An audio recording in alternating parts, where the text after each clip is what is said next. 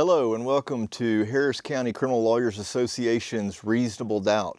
I am the president of the Harris County Criminal Lawyers Association and the host for tonight. My name is Murray Newman, and with me as always is my friend and our treasurer extraordinaire, Justin Harris. I didn't bring the checkbook. And thank goodness, because those things would bounce. Yeah, there's a good reason I didn't bring it. That's right. That's why we like to keep you as our treasurer. You know how to handle this. Just say no. This problem. We can't afford it. And we have a very exciting guest tonight. We have been, for the past 3 weeks, we have three fantastic Lifetime Achievement Award winners this year with HCCLA, and we've had two of them on. And tonight we get to have the legend, the man that everybody is excited to try a case with, Casey Keirnan, on. Yeah. Thank you for saying that. I appreciate that, and thank you for having me on tonight. Well, and congratulations on a huge achievement. Well, you know, Murray, you've changed my life since I got that phone call from you. It literally has changed my life. One, I wasn't expecting it, and then once it happened, I certainly was thrilled that it was with Danny Easterling and Tyrone Moncrief. It just really an honor to have this happen to me. But it makes you, and I know it did to Danny, and I know it did to Tyrone, it makes you stop and think about your career. Yeah. Kind of thinks, what have I been doing all these 43 years? Yeah. And so that's kind of what I've been doing over the last couple of weeks, and squeezed in a capital trial with Tyrone. But other than that, kind of thinking, why me? What have I done? What have I achieved in all of this? Well, I think you're being very humble, because when I was making sure that I was spelling your name right on Facebook, I was looking at your website. This is not your first HCCLA award. Nope. No, I was honored sometime back. Kirk Onken and I was honored to get the Unsung Hero Award. We were thrilled to get that, and then Dan Gerson and I got Lawyer of the Year for a case that we tried that resulted in a not guilty, which also was a big thrill in my life, and I know it was in Dan Gerson's as well, too. I love Dan Gerson. God rest his soul. What a great guy. I loved him. He worked me like a mule in that case. Tell us about it. Yeah. Tell us about the case. Constantly doing it. Can I say something before I tell you something kind of serious? And I don't want it to go by without saying it. Charlie died, and everybody's hurting over that. Charlie Brown, and great lawyer. Great lawyer. I wanted to say that it was about a year ago. I was called to jury duty, and of course, pissed off, didn't want to go. I wasn't going to go. Yeah. Finally thought, well, I don't want to get indicted or charged anyway, so I went. And sure enough, it was just a day, nobody's there, it's no big case, it's no big deal, and I can't even remember who the prosecutor was. It was somebody I didn't know, and Charlie comes out, and I go, God, man, how fine is this? There's Charlie. And of course, we as lawyers, if we get to go to jury duty, we're looking at it completely different than anybody else. And I know he's going to see that I'm on the panel and stuff, and I'm going to be real quiet, because you never know, this prosecutor might not pick up on it. It's a young person. But as in watching, sneak on the jury, right? Sure. Make them burn a strike. Make the prosecution burn the strike. I made eye contact with him, and but for all of us lawyers who do this, I watched him with a different eye, and I watched a man who does what I do for all the years that I've done it, and I watched how he has honed his craft and his trade to perfection. And he came out there, and you could just see it. And I was just loving every minute of it, the way he did it, and the things that he was doing in voir dire that I know from experience that what I was seeing had taken 35, 40 years for him to do. And I'm sorry to see him go. It could easily be him here or someone else. So.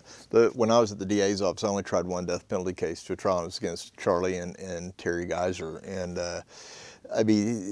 just a universally beloved guy. And just the nicest human being on the face of the earth. Funny, like he was the guy that had the sense of humor in the storm, and smiling, and you can't think of Charlie without thinking of his wife, Shara Miller, because those two are easily the most adorable couple to ever set foot inside that building, and how much they adored each other. And you know, we're all hurting for the loss of Charlie, but we're definitely hurting for Shara, who we adore as well. And I mean, it's just. You know, it's been a rough week at the courthouse. Yes, Lyndon it has. Prince passed away unexpectedly. You know, this job can be hard on us, and we lost some great people this week. It can be stressful, and you have to take care of yourself. I know I haven't, but over the years. But anyway, thanks again for having me.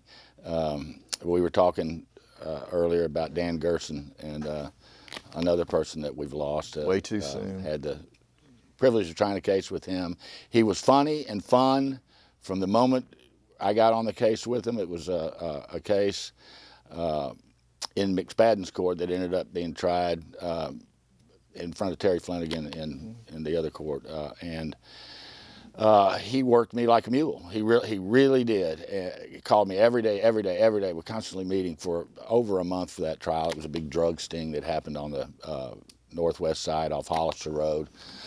Excuse me, where DEA had been following a truck that they knew was going to get loaded up at the border with a bunch of weed, and then a gang set up on it and robbed it, which they didn't know was going to happen. They were just going to follow the truck and see where it went, but it turned into a robbery. It turned into the driver getting shot 8 times. Everybody gets caught except one person.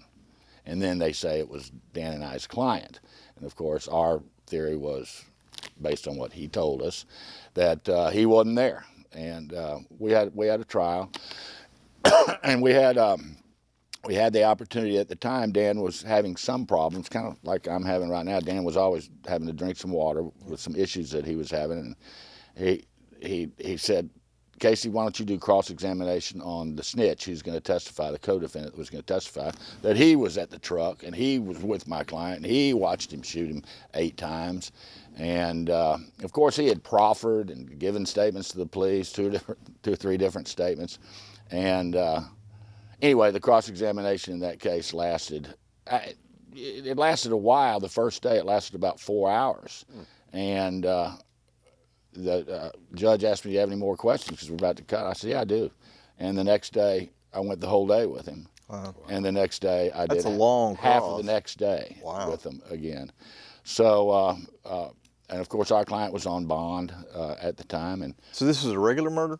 capital murder. Oh, it was a capital? And he was Capital on murder. bond? His family had some money, was able to make a pretty big bond. Was it capital because of the robbery element? Yes. Okay. And so, anyway, it ended up that Dan and I were downstairs outside the courthouse with our client, and they were offering him 20.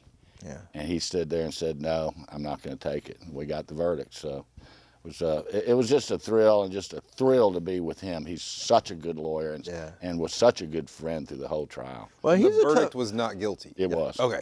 Dan was a tough guy. He'd beaten cancer once. Mm-hmm. Yeah, and he was just always. It was always a pleasure to see him. You know, because he always seemed like he was in good spirits, but he also had, you know, some great sarcasm. You know, Oh, yeah. Yeah, he's cutting, yeah. Yeah. Could be. His legacy continues. He started this show. Dan started He this. started this show, Reasonable Doubt, at Houston Media Source.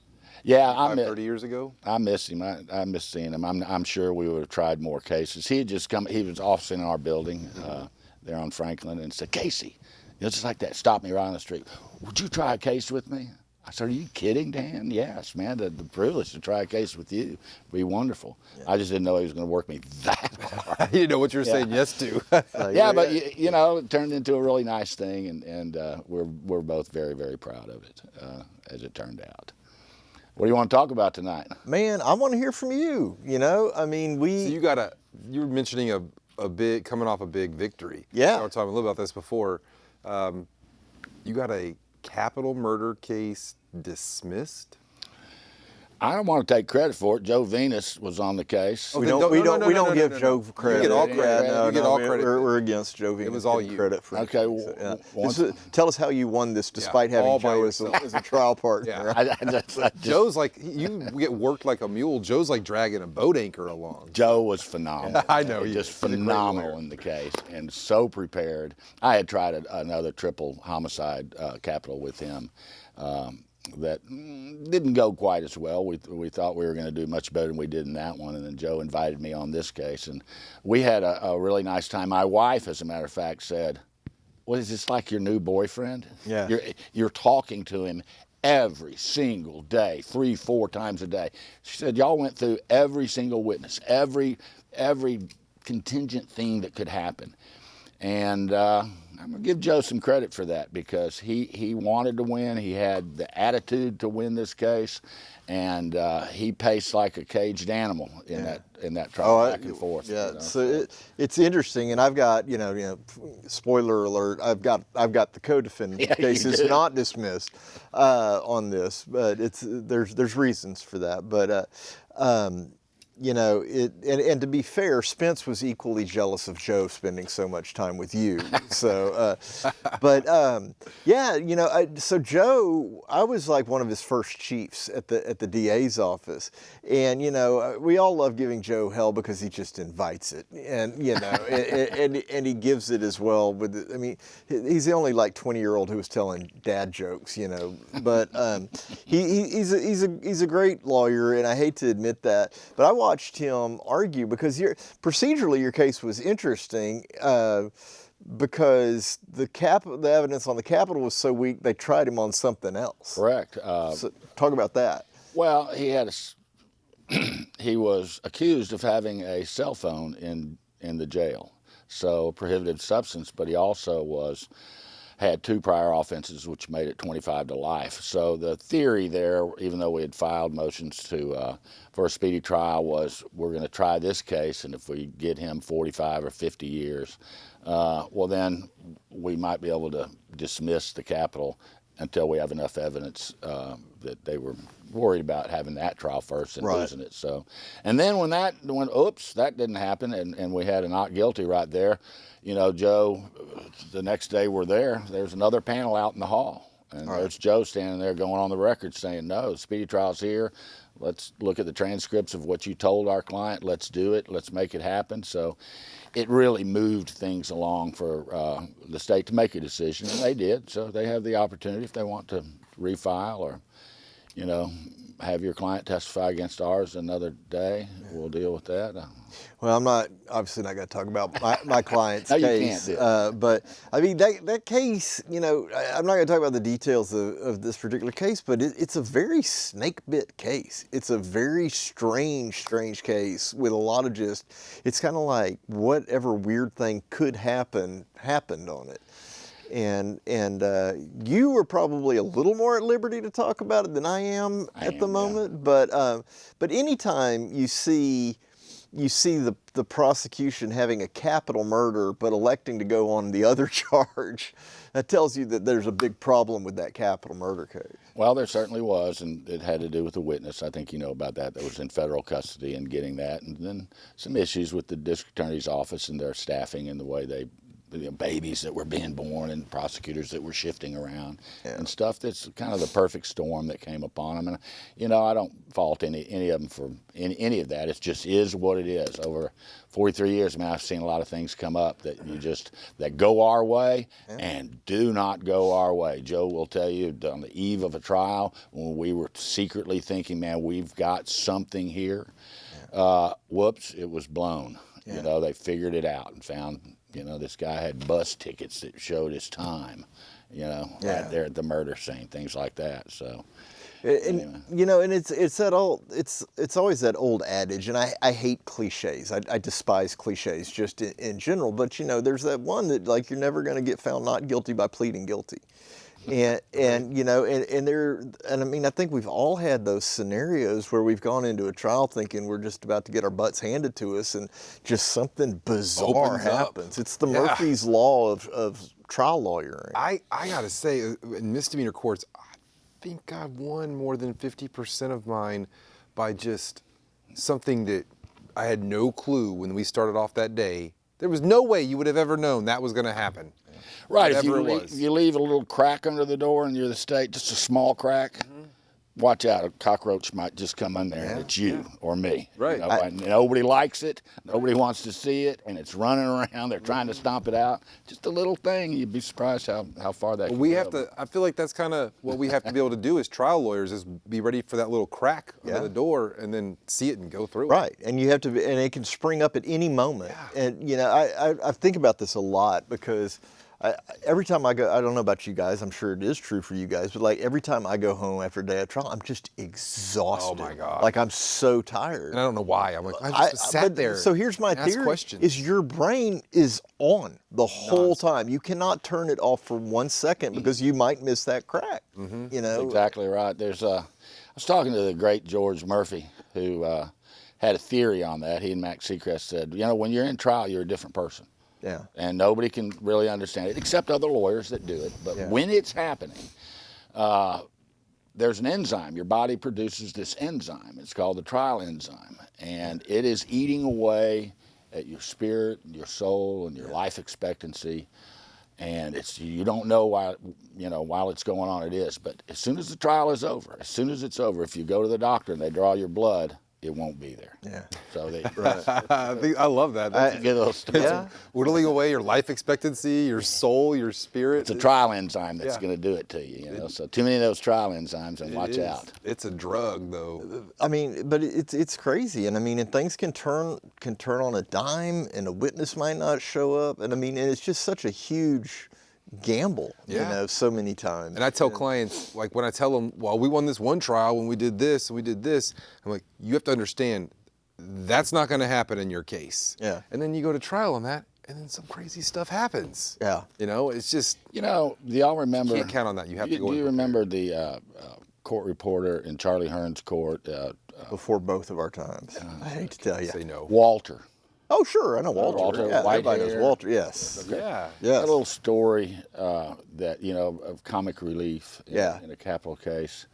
Because this is so stressful for all of us, and we see so many bad things. And when you're there, you're wrapped up in the middle, and it involves the death of somebody. It involves complaining witnesses and their family and stuff. There was a lawyer that was killed just outside the Confederate House restaurant back in, I want to say, '86, and it was the first death penalty case that I had tried. And this young man that Philip Scardino and I were representing, against Rusty Hardin and Eric Heckstedt. Now that kind of goes back a ways when Rusty was a prosecutor. Yeah. I was like, wait, Rusty And a- was a prosecutor? And I a didn't- real good one, yeah. too. Yeah. And I had 4 issues on it. But we had gotten past guilt innocence, and we had gotten into punishment, and we had put on all the mitigation that we were going to put on. And we were at that moment in trial where we were at our last witness, which was the mother of the defendant. Yeah. And serious as a heart attack. She'd been asked all the questions about his upbringing and all of this. Phil was doing the questioning, and we were sitting there, and Rusty and Eric, and one of the last questions Phil asked her says, are you ready for this jury? Do you think this jury should give up on your client? And instead of answering his question, she turned to the jury, which was unbelievably beautiful. She turned to the jury and just began to weep, and her shoulders began to shake. And you could see the judge was looking over. You could see Sharon, who was the court reporter at the time, and the juries began to cry. Yeah. And everybody got misty. Just, please, dear God, don't give up on my child. Yeah. And then she was weeping so bad that they handed her some tissue, and you've seen it. And of course, everybody is just as quiet as they can be. Yeah. Church mice. And then Sharon has to leave. So she has to leave, and she gets up and walks out. And when she walks out that side door, it's this quiet. And the only thing you can hear is just her shoulders shaking and occasionally wiping her tears away. It's the absolute perfect moment. Then the door opens on the side.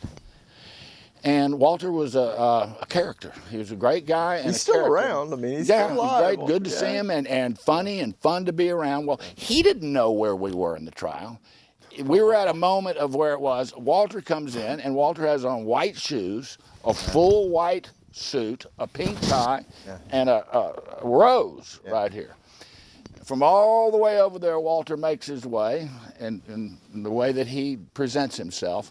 Of course, everybody on the jury, on both sides, look up. The judge looks up. Everybody sees this. Walter comes in, sits down right there, and he goes, with arms up like this. Okay, I'm ready. You know, and talk about comic relief. Yeah. At the worst moment that you could ever have at a trial. And Charlie Hearn goes, Mr. Scardino, I think you had this witness. And he goes, I did, Your Honor, and I passed the witness. Yeah. And Rusty Iron said, no questions. Yeah. Defense rests. You know. So what happened on the trial? He got life instead of death. That's great. It was, and I don't know if it was because of that, but there's great times in trial where you get unexpectedly that comic relief for these moments that we all experience that are some of the saddest human moments that you can be in as a lawyer, to where it gets you so bad, and then there's a comic relief just around the corner that you don't know, and some of it we just create on our own just to bear it. Right. Yeah, and you know, we obviously have gallows humor too, you know. Yeah. And that's why people can't take us in polite society. Yeah, fear what a doctor's saying when you're on the table, you know. Right. That's everybody's fear now. I tried when I was a prosecutor, I tried an injury to a child case where it was severe. The child luckily had recovered. He had some scars. He was too young to testify, but I wanted the jury to see him. And so, you know, he'd been out in the hallway. I wanted them to see a live human being, you know, and so at the moment I, you know, motioned to the co-counsel, let him come in. They were just gonna have him stand at the door, and like the kid like throws his hands up like, like goes and starts running laps around the counsel table. I mean, he is fine. And like everybody was just cracking up. I mean, it's like, and so you could see he's clearly affected for life. Yes. He's never gonna get past He's this trauma. insane. That kid was having a blast. Improvised, dude. It was like when there's a streaker on an NFL game, you know, running around and nobody can catch him. You got to say something. But one of the I tried to think of some funny things that happen in these things. A.D. Azios, who is one of my idols, just because he had the patience of Job and the kind of man and the generation that he came from, had George Murphy and I trying a case. It was like 1992. It was another death case, and we'd been picking the jury with Ira Jones. And Ira was a formidable advocate. Nobody can say otherwise. We took 2.5 months to pick that jury. Sometimes we did 2-3 jurors a day. We fought back and forth on vacillating jurors just till we just couldn't see straight to who was going to win this and get their challenge for cause. But one morning, and y'all all know this in the monotony of it all, George and I are there, and it's back in the old fire station, and that's where they used to try the pornography cases. So Ira would come in the morning, and he'd put his notebook down. Well, and just to pause, Ira was like the most buttoned down, you know, most uptight prosecutor that didn't smile, didn't joke. Like even prosecutors were kind of like, this guy's got no personality. That's exactly it. Now, I respected Ira for the job that he did, the way he was, but he was the law. Yeah. And Ira presented himself as the law. No sense of humor. No sense. Not about that. You didn't joke about that. So anyway, we're there one morning. It's just George and I, and we're in the back where the judge has temporary, A.D. Azios has a temporary office back there in the old fire station. Yeah. And we look in the closet, and in the closet, stacks of pornography, and these are pornographic magazines that, have been on trial. You don't have to open them to see something. Right. It's the covers. Yeah. So George and I are giggling and laughing, and we're looking at it. So we decide we're going to get the worst of the worst, and we actually kind of dig around for the worst of the worst, and we're going to put it in Ira's notebook. So we agree on one. His trial notebook? I'm not going to get, we agree on what magazine we would use. Remember, this is not a family showcase. Not going any further than that. Oh, y'all both were like, that one. Yeah. There's a whole closet full, but this one. Well, we did. And so we put it in the notebook.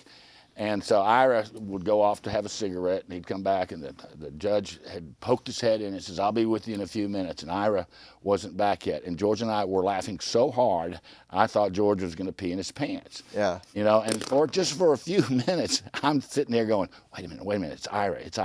He's going to, tampering with evidence. Something bad is going to happen. Yeah. Something bad is going to happen. And George goes, go get it. I said, wait a minute, if he comes in. I ran over there and got it and rolled it up like a newspaper, handed it to George under the counsel table. I said, I just get it. Ira comes in, he doesn't see it, you know. George takes it back to the closet. You waved off the joke? We waved off the joke, man. We waved it off. Oh. But I can tell it now. It was for our own humor. Yeah. In a case that we'd already spent 2 months on, Yeah. battling every single day, you know, trying not to fall asleep. Well, but you know, but that brings up another great topic that we could devote a whole show to, is like the best practical jokes in the courthouse. I mean, because there have been some legendary practical jokes. Yeah. I had I think it was Riffy Nawaz. He like went and bought a machine called the Annoyinator. and this thing with no rhyme and or reason would just emit a beep. There was no pattern to it. It just did it, and I can't remember whose office he put it in. And so every once in a while, they just like hear this loud beep, and they'd go digging around for it, and then they'd wait for it, and it wouldn't come. And it was just, I've heard stories about, I think it was Ed Porter had like got some top of the line stereo system for his office, and so somebody had done something that just made it do in the background and drove him crazy. I mean, there's been some pretty quality stuff done. There was a televangelist, and this was 91. He got indicted and got time in prison for it, but he would promise you something if you sent him a Tillman or Tilson. Oh no, I know exactly who you're talking about. And so we go to Fredericksburg, and Phil Scardino sent in money, and they sent a poster. Yeah. It's a big poster, and it's Bob Tillman. Robert Tilton. Tilton. I remember that. And it's a fiery white hair, and he's got his hand up like this. Yeah. So in Carl Bunton's trial on the defense counsel table, we taped that to the thing. Now the jurors that are coming in, they can't see it. Billy Harmon can see it. Yeah. You know, so every time a juror would come in, Alan Tanner would put his hand there, I'd put my hand there, and we'd go, "Come on, give us the power." You know? Yeah, and so Billy, I'm sure he thought that was funny. Yeah. You know, but we're the defense lawyers. We can do whatever we want. Yeah. The jury can't see it. We can have what we want on the counsel table. So it was just a thing that we were doing, laughing for each juror. And then one day after jury selection was over, Carl was sitting there, everybody's sitting there, and he said, "I'm going to the airport." Billy said, "I'm going to the airport." "What for?" He said, "I'm going to pick up Senator Phil Graham. It's coming." So, and Phil said, "What are you going to tell him you're doing in Fredericksburg?" He said, "Well, I'm going to tell him I'm doing the Lord's work. See that the defendant gets executed." That's funny, but you can't say that in front of him. Yeah. No. Okay? Yeah. So there's always kind of a backstory how something happens, you know, and why those things happen. It's you think of it was a hard job on the first trial, a hard job on the second trial, but when Johnny Holmes didn't pick the jury, he let the other lawyers pick it, and we went with the bailiff fishing in the Pedernales River one afternoon, and we came back with stink bait for the morning before Johnny got there. Put it up under the state's table. Which I say you got to do a few of those things, or you're going to go crazy. Yeah. You Well, you know, so talking about practical jokes, talking about Harmon and our friend Brent Mayer. So this is a great practical joke, and this is that made me think of it. So one time we had a friend's engagement party. It may have been Mark Donnelly. I don't remember. We were at a party, a Christmas party, and I was there, and Harmon was there, and Denise Bradley was there with Bobby Bradley, her husband, and Bobby, Bobby was HPD narcotics, and great guy, really good guy, and we knew that Mayer was working intake, and so we decide that we're going to mess with Mayer. And so Harmon and Bobby and I, and there may have been a couple other people, we go outside, and Bobby calls into intake. and he's like, and he asks for mayor specifically, and basically he runs down the story that he's busted somebody with illegal Cuban cigars at Intercontinental, and that the guy, and that it's Bill Harmon, and that Harmon's out there screaming for them to call mayor, and so Harmon's like playing along with him, like Brad, tell him no, don't take the charges, and you can like hear the droplets of sweat coming off of Mayor's head, just messing with him. That would be like he could the have said ultimate praise. Well, and the thing is, don't ever engage with a cop in a practical joke war, because they don't have brakes. Let's keep going. And Bobby did a great job on that. I had forgotten that story until you mentioned Harmon, and that's hilarious. Well, it was kind of was what it was, but we part of all these years of doing all this is what we all do as defense lawyers, and how we keep our sense of normalcy, I guess, without getting too corrupted over it. But it's the same that goes. I was never a prosecutor, but it's the same for prosecutors and stuff as well too. Well, and I was going to ask you, we just kind of jumped right in. Tell us about yourself. I mean, like really, like what's your biography? Oh God, man! I grew up on the East Coast, a super wealthy family, coal magnates. I went to private schools. Went to Harvard undergrad. Graduated from Harvard Law School. Came to. Y'all are buying this? Oh, I was like, I was like, wow, I really did. I grew up well. And developed this accent. Why did you go 43 years in this grind? You just didn't take the coal money family and just kick off 25 years ago. I grew up on the east side of Houston. Why'd you come back from fishing in the Perdenhouse? I was going to say that. I was like, you adapted that accent pretty quick. Pretty damn well, yeah. What's the family reunions back in Connecticut? Park Place and Broadway. Oh wow. 1954. Okay. And 8 kids in my family, Irish Catholic. There was lower, moderate income, 3-bedroom, 1-bath, no air conditioning, attic fan, tons of fun in that household. My father graduated from 8th grade. Yeah. All my brothers and sisters have done well. Went to Catholic schools, and then went to a public high school, but then went to the University of St. Thomas, where I prepared myself to become a lawyer by studying philosophy, theology, liberal arts, and was a music major. That's what I did, yeah. So perfect lawyer. Perfect lawyer. That's Did you go to exactly St. Thomas? No, but philosophy, much of things that you really need every And then went to law school to get a skill to do what you did, but playing music and giving recitals and playing the classics. And you're an accomplished pianist. Well, I'd studied it and majored in piano and gave recitals. You come out on stage and play Chopin, and quiet gets quiet. It's kind of like being out in front of a jury. Yeah. So did that. That's being a musician or playing piano is my pastime. It's what I enjoy doing.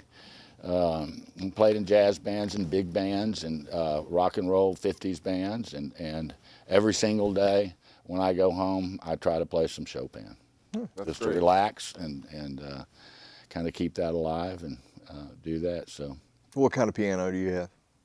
A Steinway. All right, nice. Like the full grand, or 7-foot Steinway. Nice. Of course. That'll take up a little room. You can get one bigger than that. It's a 9-foot that you see on the concert stage. Yeah. And when I finish this, I'm going to trade that in and get the biggest one there is and put it in my house. Do it. It's way too big for a home, and I don't care. Yeah. So. Are you going to go to the Steinway shop downtown?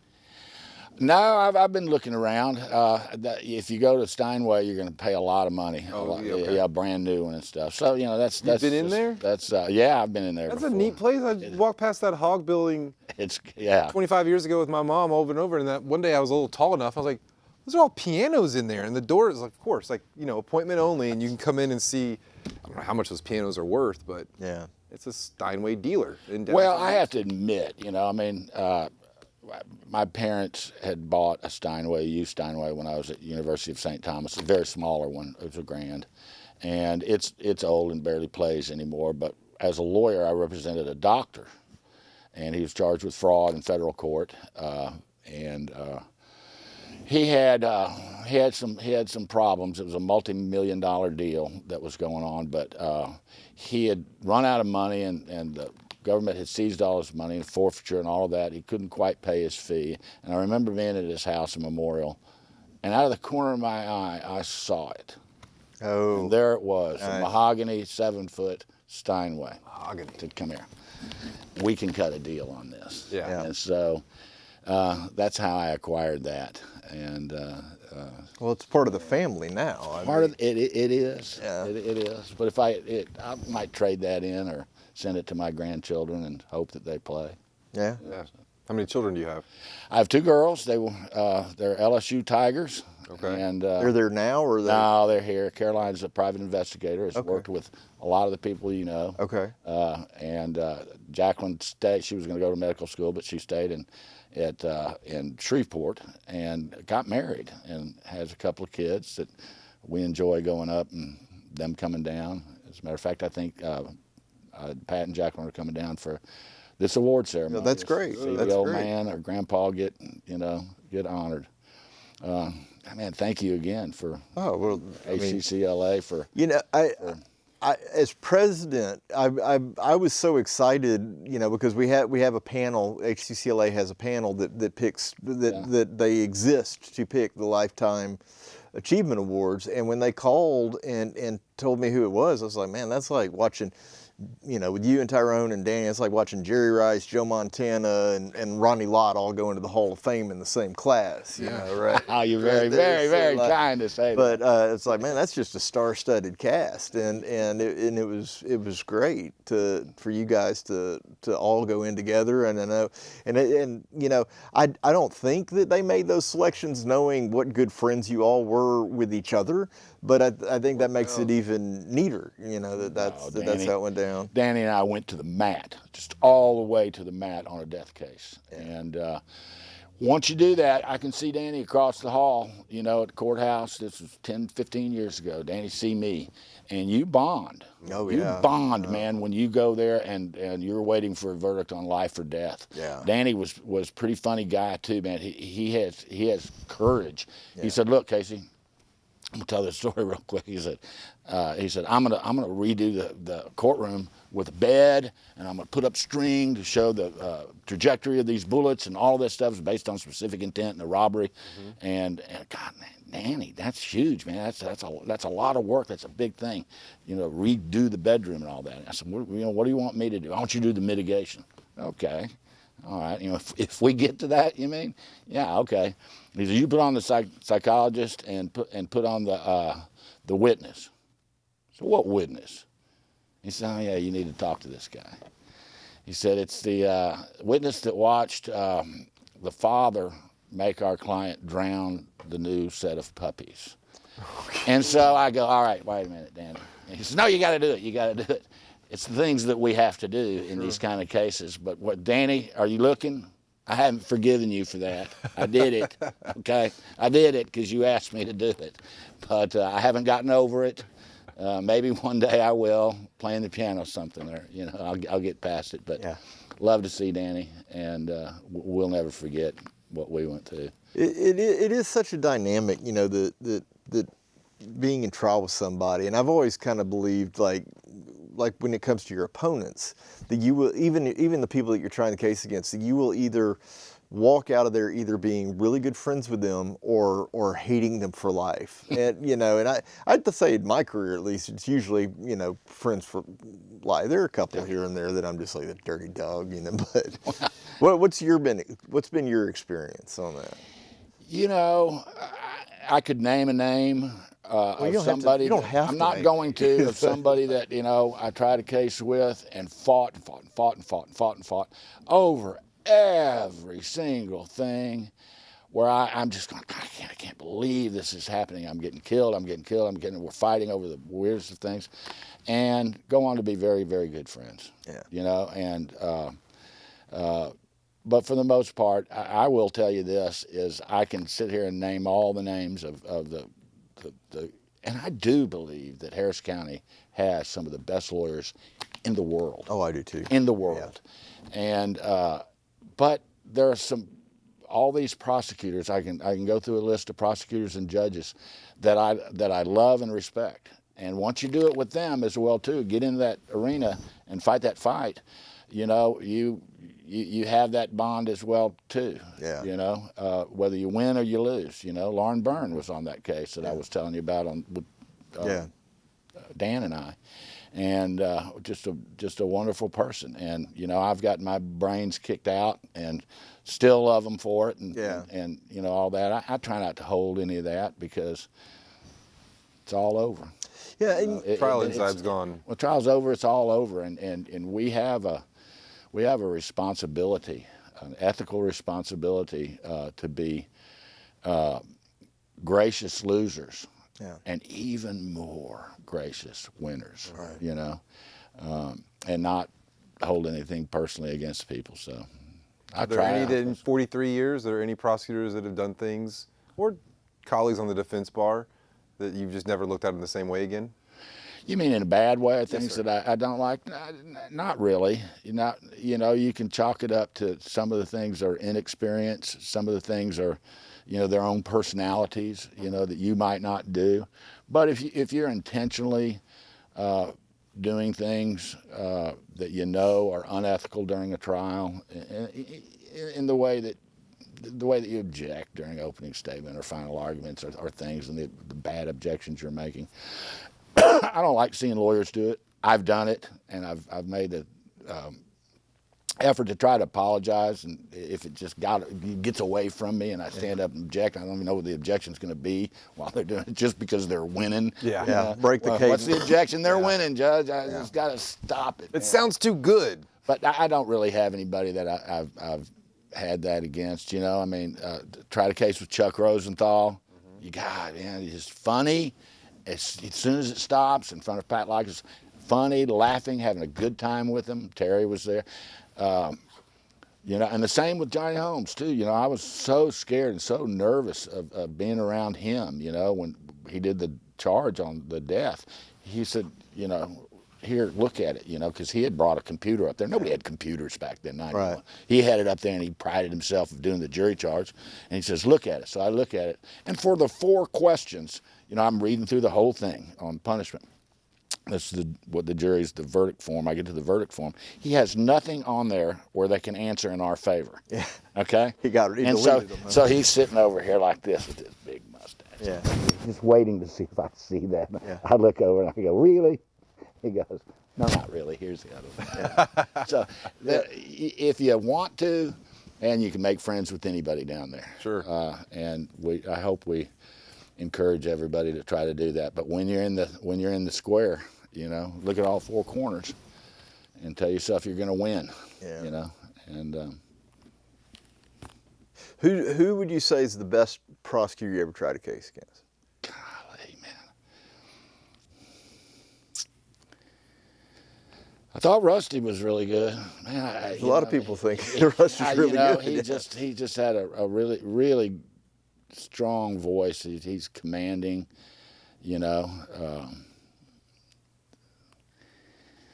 I don't know. Lynn McClellan was a great guy, man, and was a trial advocate.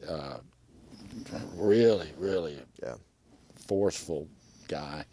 But, you know, I've seen a lot of prosecutors lately that are good too. And see some things that I'm not interested in voir dire. I've seen double voir dires from prosecutors and funny little things that are happening up there. Yeah. You know, and maybe I am old school, but I can tell you this.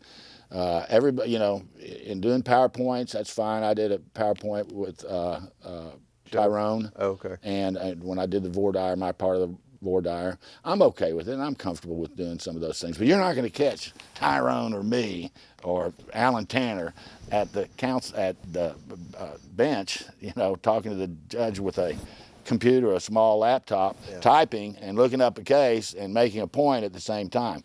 We're so far past that. Yeah. And I marvel at the computer and tech skills that a lot of the young prosecutors have now. Yeah. But it's not for you. Well, I guess it could be, but I'm quitting pretty Yeah. soon, and so it takes and Alan's not going to do Yeah, it. no, I don't see Alan. We're not going to I do don't it. see Alan doing Don't it. let it get in your way of of telling a story or being an advocate. Right. Yeah. Watch out with all that stuff. Yeah. Is all I would say. Richard Haynes didn't do it. I still sitting here right now. If you telling me I'm going to get an award that has Richard Haynes' name on it, Yeah. are you kidding me? Yeah. Because that guy blazed a path and just holds a place for HCCLA and all the lawyers here in Harris County like none other. Yeah. Oh, of course. Like none other. And he's Houston's own. And I always loved hearing from the people that spoke at the banquets or seeing him there, and then, the people that knew him and got to know him well and stuff. I didn't. I wouldn't dream that, I'd have an award with his name on it, but because he was such an icon, Absolutely. He's not Vladimir Horowitz or Rubenstein, but he.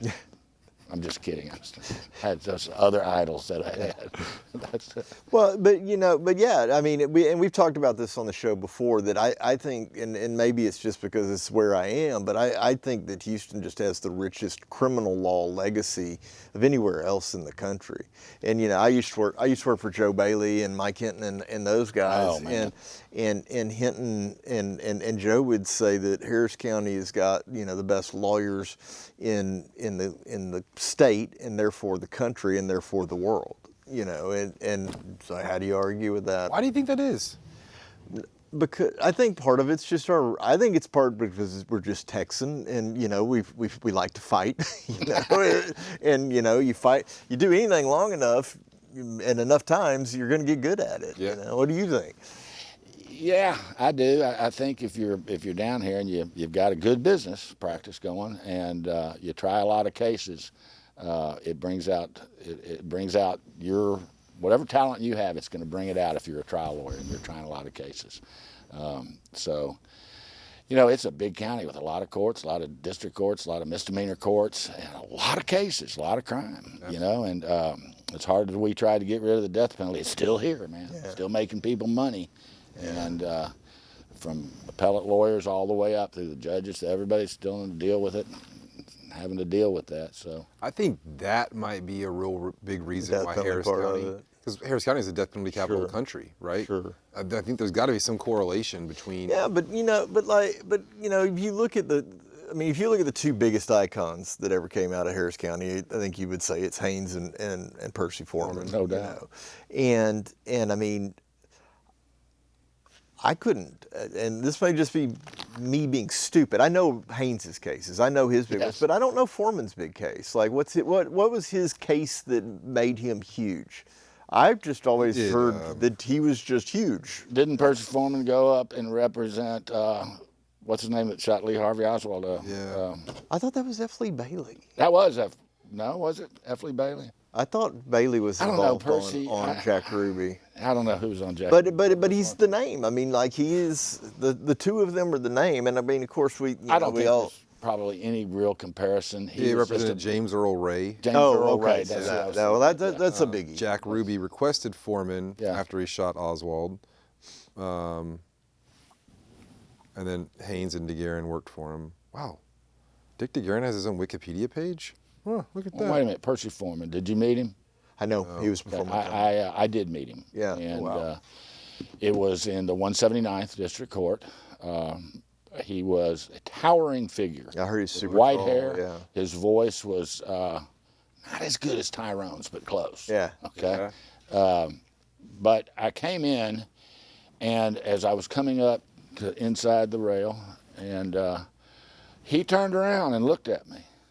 And in front of a crowded courtroom, I.D. McMaster, I think, I forget who the prosecutors were. I think it was Wayne Hill, Yeah. prosecutor in there. Really? And he said, "Young man, do not sit on my hat."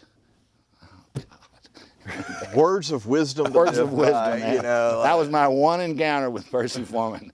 I did not sit on his hat. Somehow I kind of carry that with me as a little badge of honor. So you stole his hat. Yeah, I know, Right, but yeah. there he was, and it's in all his glory. Back when I had hair, I actually had a barber that used to cut Percy Foreman's hair, and I heard stories about him, the personality, and that. So, you know, Racehorse Haynes was, at least in my very, very limited encounters with him, was much more quiet. Like, you would never realize, unless you knew who he was, like, he wasn't a boisterous guy, based on the times that I encountered him. But He looked up to Percy Foreman. Yeah. And you heard that story, didn't No. you? Oh, God. He, you know, of course, nobody, you can't retell a Racehorse Haynes story, but I will. Yeah, go for it, man. Yeah. You're retiring. Who Hey, you know, cares? that's Yeah, exactly yeah. right. Yeah. And if you heard him tell it, it was, they asked him who he admired. And of course, he admired Percy Foreman because he was a little bit older than him. He said, well, it's so much so that he went to watch him. And the moral of the story that he was telling people, I think it was a class, or I saw him do this, was about how to be a good lawyer is to be yourself. Yeah. And he said, but you got to go see other lawyers. And he said he went to see Percy Foreman. And Percy Foreman was, you know, on a Friday afternoon in the hot courthouse in Harris County, and there he was. And he was giving a final argument and about a young man charged with aggravated robbery. And the wife was there just right on the first row, and she started to cry, and she was crying, and then the baby was crying that she was holding was crying. Percy went over and picked up the child and began to hold it in his big, big arms like this. And Racehorse was going, man, it's so impressive, because as he rocked this child in front of the jury, his voice got softer and softer and softer to where the eyes started to close each time he did it. And finally, he was down to just a whisper, and the baby was sleeping. And he asked them to find him not guilty. And he handed the baby back. What? Richard Haynes says, you know, it was so amazing. He says, it's not 2 weeks later, I'm in trial. He said, I'm there, and I'm arguing. It's late. It's on Friday. The jury's there. The jury's kind of mean. He says, but, you know, a baby starts crying over there. It's not necessarily the client's wife, you know. But he goes over and gets the baby. He says, I begin to rock this baby, and the baby begins to scream more and gets louder and louder and louder and louder till I'm screaming louder, until the mother's standing up and going, give me the baby back, give me the baby back. You know, he says, of course, he's saying, I want you to find him not guilty. And he has the baby back. It was just a total nightmare. His hands are wet, you know. The way I cannot tell the story the way he tells it. But the moral of the story is for advocates is to be yourself. Don't try to be Percy Foreman unless you're Percy imitate Foreman. somebody too much. You know? Yeah. But isn't that a great story about it? That's a. I wish he were here, or I wish you could hear Haynes tell the story. It's funny. Yeah. And what a storyteller he was. But it is true, you know. I mean, it's so true. Is that you've got to bring yourself. You can't get up there and assume that what works for other people, you know, works for you. I used to watch, you know, Vanessa Velasquez. It was very effective. But like she was so forceful when she was a prosecutor. Yes. You know, it's like that. No one's going to be as scared of me as they were of Vanessa. You know, and I mean, and you see other, you know, you see other things like, you know, Kelly Siegler's a friend of mine, and one time, and I tried the Susan Wright case with her, and when it was done, she asked me if I'd learned a lot, and I was like, I can't get away with the stuff that you get away with. That's not me. And she took that at the time of me saying that I had nothing to learn from her. I was like, I'm not saying that. I'm saying that there's. I learned things, I just can't use them. Yeah, I mean, I can't do it like you. Right. You know, there's only one that can do it like that. And I think that I agree completely. You know, finding yourself in doing that is what makes you an effective communicator. Yeah, no doubt. You got to find your own way in doing all this, and just you never know. You know, that's why I was Charlie Brown. Don't bring him back up again. I'm happy to do it again. Sure, it's just looking at him and seeing him, and it was all him. It was all true. It was all real. It was a lifetime of experience. Him being him, doing what we all do, was such a beautiful thing. And you know, I went on with my life, and then you know he passes, and that's what Yeah, because he and I weren't closer friends like that, like Alan Tanner or other people that I know. But I've seen him a million times and talked to him, and I flash back to the memory of him doing a voir dire, and because we see a lot of lawyers, you know, we're getting in and out of the courtrooms, we see somebody, we're looking through the window. Rarely do we sit and, unless you're co-counsel, listen to a complete voir dire of somebody. Unless you're waiting to approach. Right, that's you know, right. But and even then, it's hurry up. You know? And we need to do that. And I used to do that kind of thing way more before COVID. It just, there's a lot of things I used to, little practice things I did that I'm just kind of out of the habit of. And we need to get back into that. Well, and you know, and on a minor programming note, we are trying to do things with this with reasonable doubt, and I'm hoping that we can start talking to judges about maybe starting to let us record some closing arguments and maybe play segments on the show, because I think we do. We're all thieves that try to be original to some degree when it comes to. What's the rule on that right now? I think it's up to the judge. Recording? Yeah, I did ask a judge to record final arguments when I was asked to give a lecture at U of H about final arguments. The guy named David Harbach. Oh, no, Dave. You know him? Yeah, he's fed now. He's up. Yeah, Dave's a great guy. Yeah. SDNY, and that's he's actually on the Trump case. Oh, is Really? he? I believe he's working on the Trump case. Well, he Went to Harvard. He prosecuted did go to John. Harvard. He did. Harvard, he did. Yeah, we used to give him hell when he was at the. David Harbach's a great guy. A great guy.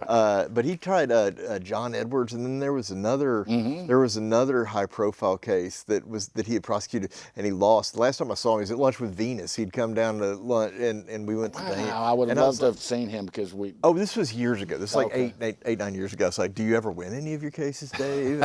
And every time I see him in the news, it's something you lost, pal. But, so I hope he doesn't jinx the Trump case. But I saw something where somehow he was associated with that, but we recorded our final arguments and played them, and let the class decide who won.